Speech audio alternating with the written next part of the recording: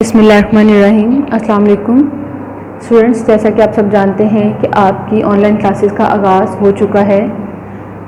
Class K7 subject है हमारा उर्दू। इस सबक के अल्फाज माने जो आपने अपनी कॉपी में लिखने हैं वो आपकी बुक के एंड पर पेज नंबर 146 और 147 पर मौजूद है, आप वहाँ से लिख लें। आज हम इसकी बाकी मश्क जो है वो करेंगे। आपने पूरा लेक्चर ध्यान से सुनना है और इस लेक्चर में करवाया गया तमाम काम नीट एंड क्लीन अपनी कॉपी में लिखना है और इसको याद करना है। स्कूल री ओपन होने के बाद आपकी कॉपीज चेक की जाएंगी। तो स्टूडेंट्स, सबसे पहले हम करेंगे इसके मुख्तसर सवालात। तो स्टूडेंट्स, सबसे पहले हम अपने शॉर्ट आंसर्स करते हैं। सवाल नंबर 1 है, सोना उगलती ज़मीन से क्या मुराद है? इसका जवाब है, सोना उगलती ज़मीन से मुराद बहुत ज़रख़ेज़ ज़मीन है जिससे बहुत ज़्यादा पैदावार हासिल हो। सवाल नंबर 2 है, पाकिस्तान का कौन सा सूबा रकबे के लिहाज से सबसे बड़ा है? सवाल नंबर 2 का जवाब है, रकबे के लिहाज से पाकिस्तान का सबसे बड़ा सूबा बलूचिस्तान है। सवाल नंबर 3 है, सुई गैस को ये नाम क्यों दिया गया है? सवाल नंबर 3 का जवाब है, ये गैस बलूचिस्तान में सुई के मकाम से निकलती है, इसलिए इसे सुई गैस कहा जाता है। सवाल नंबर 4 है, पाकिस्तान में बंदरगाहें कहाँ कहाँ वाक़या हैं? सवाल नंबर 4 का जवाब है, सिंध, कराची, या आपने इसको ब्रैकेट में लिखना है, बलूचिस्तान, गवादर।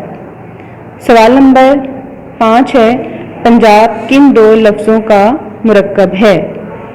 इसका जवाब है, पंजाब 2 लफ्ज़ों पंज और आप से मिलकर बना है। अगला सवाल है आपका, छांगा मांगा के जंगल की क्या इनफरादियत है?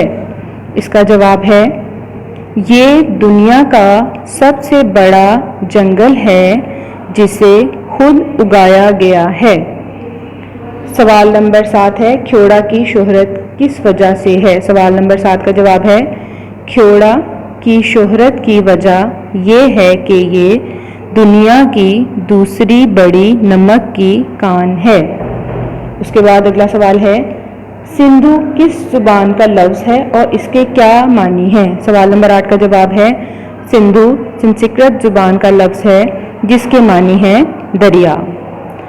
सवाल नंबर 9 है, झील सैफ अल मलूक किस सूबे में वाक़या है? इसका जवाब है, झील सैफ अल मलूक सूबा खैबर पख्तूनख्वा में वाक़या है।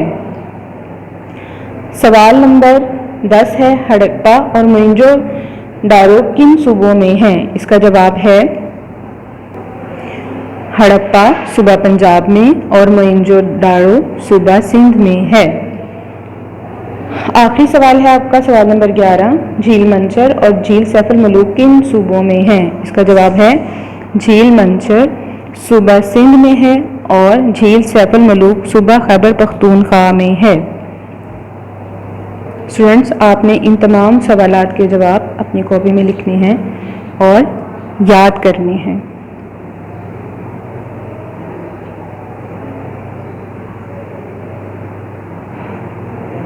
स्टूडेंट्स, सवाल नंबर 2 था हमारा, दुरुस्त जवाब पर सही का निशान लगाइए। मैंने आपको रीडिंग के साथ करवा दिया था। सवाल नंबर 3 है आपका, दी गई मिसाल के मुताबिक कॉलम अलिफ में दिए गए अल्फाज को कॉलम बे में दिए गए मकामात से मिलाइए।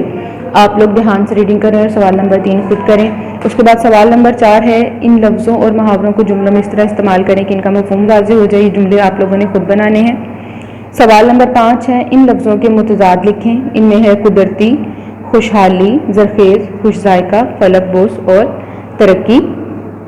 आपके मुतज़ाद अल्फाज हैं कुदरती, मसनूई, खुशहाली, बदहाली, ज़रख़ेज़, बंजर, खुश ज़ायका, बद ज़ायका, फलक बोस, ज़मीन बोस, तरक्की, तनज़्ज़ुली।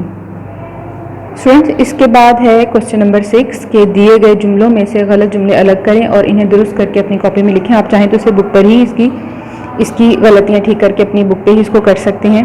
ये भी आपने अपना लेसन पढ़ना है ध्यान से। जब आप अपना सबक ध्यान से पढ़ेंगी तो सवाल नंबर 6 भी आप आसानी से हल कर सकेंगे। सवाल नंबर 7 में है, कॉलम अलिफ और कॉलम बे में दिए गए जुमले। इसमें बेसिकली बेटा आपको बताया गया मुहावरात के बारे में कि मुहावरे जो हैं वो हमेशा अपने गैर हकीकी मानों में इस्तेमाल होते हैं और ना ही ये लफ्ज़ी मानों में इनका इस्तेमाल होता है। ठीक है। जैसा कि है कि आपके आने से महफिल को 8 चांद लग गए, ये दुरुस्त इसका मुहावरा है कि आपके आने से महफिल को 4 चांद लग गए। कभी भी 4 चांद ना 4 चांद लग सकते हैं ना 8 चांद लग सकते हैं, क्योंकि ये यहाँ पर मुहावरा है और अपने गैर हकीकी मानों में इस्तेमाल हुआ, इसका हकीकत से कोई ताल्लुक नहीं है। उसके बाद है 1965 की जंग में पाकिस्तान ने भारत की दाढ़ें खट्टी कर दी। 1965 की जंग में पाकिस्तान ने भारत के दांत खट्टे कर दिए। अब जो सही मुहावरा वो है दांत खट्टे करना। उसके बाद है जख्मों पर नमक छिड़कना और 8-8 आंसू रोना। ना तो 10-10 आंसू रोना कोई मुहावरा है, ना ही जख्मों के ऊपर नमक जो है वो छिड़का जा सकता है, ठीक है। इसको आप ध्यान से पढ़िएगा, आपको समझ आ जाएगी। क्वेश्चन नंबर 8 है वाहिद की जमा और जमा के वाहिद अल्फाज लिखेंगे, आप लोग खुद करेंगे। सवाल नंबर 9 है आपका, अराब की मदद से तलफ़्फ़ुज़ की वजाहत करें। आपने अपने तलफ़्फ़ुज़ को ठीक करना है। बाज़ औक़ात हम उर्दू बोलते हुए गलत अल्फाज बोल जाते हैं, जिसकी वजह से हम अराबी गलत लगाते हैं। आप लफ्ज़ पर ध्यान दें कि आप बोल क्या रहे हैं, ठीक है। देखिए, वतन, सिन सिकरत, मयार, सनत, मिसाल, लिबास। हम इसको लिबास नहीं पढ़ेंगे, हम इसको लिबास पढ़ेंगे। ये मुहावरा के बाद वाहिद जमा और वाहिद जमा के बाद अराब का क्वेश्चन आपका नंबर 9 हो गया है हमारा। आपने ध्यान से अराब को अपनी कॉपी में नोट करना है।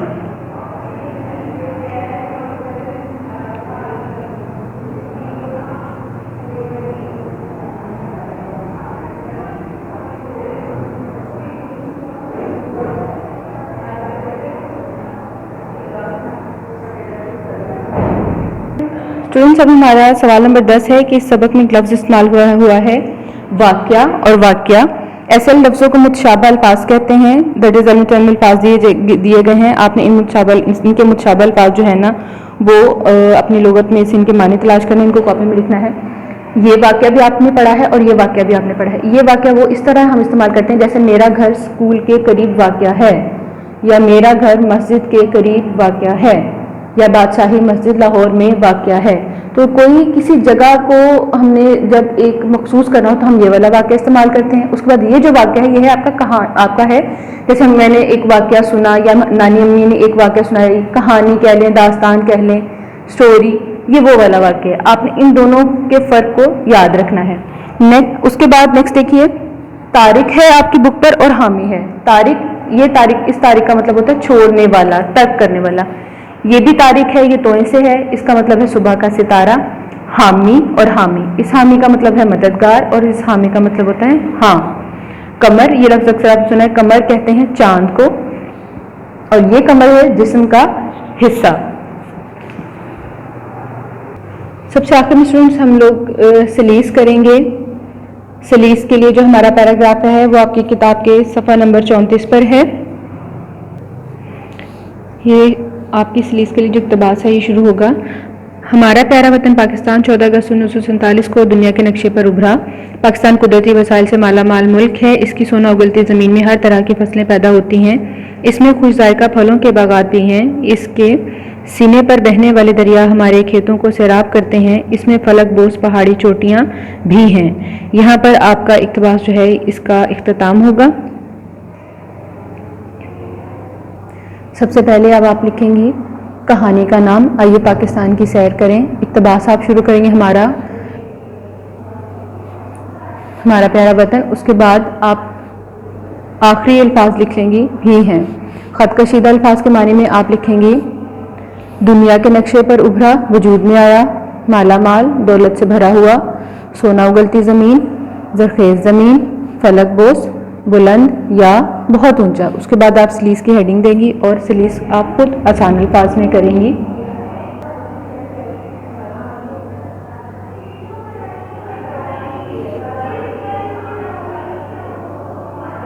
स्टूडेंट्स, आपने पूरे लेक्चर को ध्यान हो गया।